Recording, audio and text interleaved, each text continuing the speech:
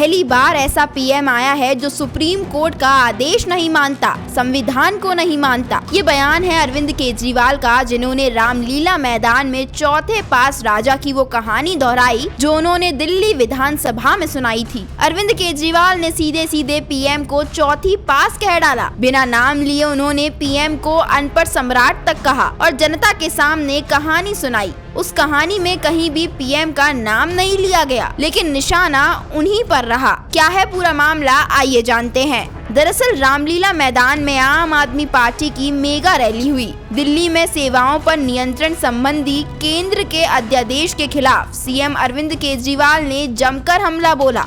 ये कहानी एक राजा की है, एक चौथी पास राजा की कहानी है, एक अहंकारी राजा की कहानी है, एक भ्रष्टाचारी राजा की कहानी है।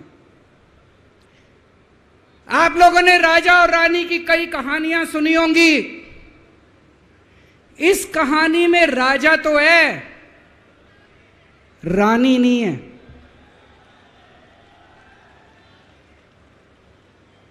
तो एक महान देश था, कई हजार साल पुराना देश। उस देश के एक गांव में एक बच्चा पैदा हुआ, बहुत गरीब घर में एक बच्चा पैदा हुआ। तो जैसे गांव के अंदर बच्चा पैदा होने पे ज्योतिषी आते हैं, ज्योतिषी आके बच्चे का भविष्य बताते हैं, ऐसे गांव का ज्योतिषी आया। उसने बच्चे की कुंडली देखी और बच्चे की मां को बोला कि माई, तेरा बेटा बड़ा होके बहुत बड़ा सम्राट बनेगा। माई को समझ नहीं आया, मैं इतनी गरीब, मेरा परिवार इतना गरीब, मेरा बेटा सम्राट कैसे बनेगा। खैर, बच्चा धीरे धीरे बड़ा होने लगा। गांव के सरकारी स्कूल में उसका एडमिशन करा दिया। उसका पढ़ने लिखने में मन नहीं लगता था।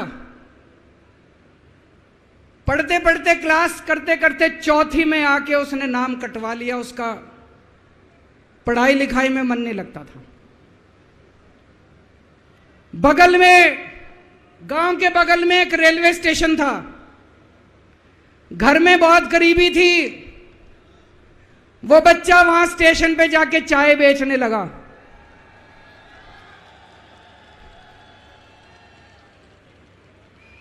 चाय बेच के अपना गुजारा करता था।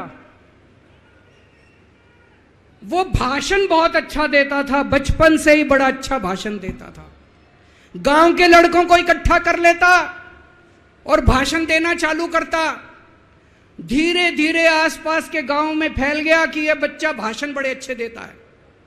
आसपास के लड़के भी इकट्ठे हो गए और जो मर्जी टॉपिक हो भाषण देना चालू कर देता था और रुकता ही नहीं था, घंटों घंटों तक भाषण देता रहता था। बच्चा बड़ा हुआ। ज्योतिषी ने कहा था बड़ा होके बच्चा उस महान देश का सम्राट बन गया। लेकिन राजा तो अनपढ़ था, उसे तो कुछ आता नहीं था। अफसर आते, उस अनपढ़ राजा से जहां मर्जी साइन करा लेते, जहां मर्जी जो मर्जी साइन करा लेते। वो राजा अनपढ़ था, उसे लगता था मैं अगर अफसरों से पूछूंगा तो मेरी कमजोरी सबके सामने प्रकट हो जाएगी।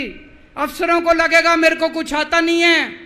अफसर जो मर्जी लेके आते थे वहां साइन कर देता था। वो धीरे धीरे पूरे देश के अंदर फैल गया कि राजा अनपढ़ है, राजा अनपढ़ है।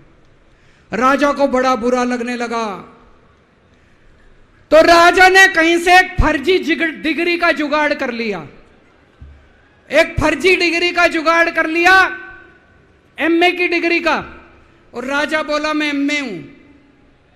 पर सच्चाई तो पूरे देश को पता थी, राजा तो अनपढ़ था। धीरे धीरे राजा अहंकारी भी होता गया। अहंकारी राजा और ऊपर से अनपढ़। जो मर्जी उस राजा के पास जाता और राजा से कुछ भी पास करा के ले आता। एक बार कुछ लोग गए, राजा को बोले जी नोटबंदी कर दो, नोटबंदी करने से भ्रष्टाचार खत्म हो जाएगा, आतंकवाद खत्म हो जाएगा। राजा को कुछ समझ नहीं आया। राजा की खूब चमची मारी उन्होंने। राजा ने एक दिन शाम को टीवी पे आके 8 बजे नोटबंदी कर दी। पूरे देश का बेड़ा गर्क हो गया दोस्तों। लंबी लंबी बैंकों के सामने लाइनें लग गई, कई लोग मर गए, दुकानें बंद हो गई, रोजगार बंद हो गए, बड़ी बड़ी इंडस्ट्री बंद हो गई, पूरे देश का बेड़ा गर्क हो गया। फिर एक दिन कोई आके बोला जी 2000 का नोट ले आओ। राजा 2000 का नोट ले आया।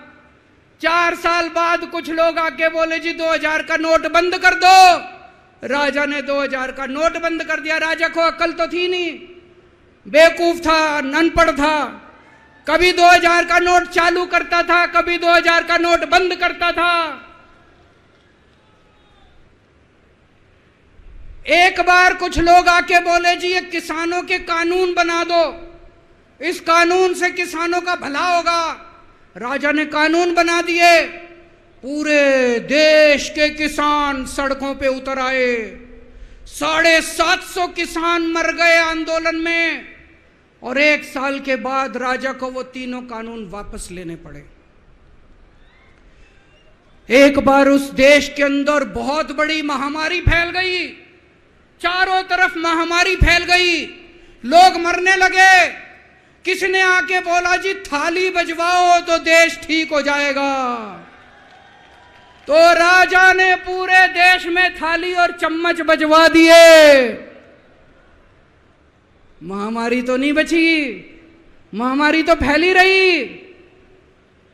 किसी ने आके कहा जी डॉक्टरों की जरूरत पड़ेगी, दवाइयों की जरूरत पड़ेगी, इंजेक्शन की जरूरत पड़ेगी, तब महामारी रुकेगी। राजा अपने दोस्तों का बड़ा ख्याल रखता था। उसके दोस्त थे। एक दोस्त ने 10,000 करोड़ रुपए चोरी कर लिए, राजा ने उसको देश से भगा दिया। दूसरे दोस्त ने 20,000 करोड़ चोरी कर लिए, राजा ने उसको भी देश से भगा दिया।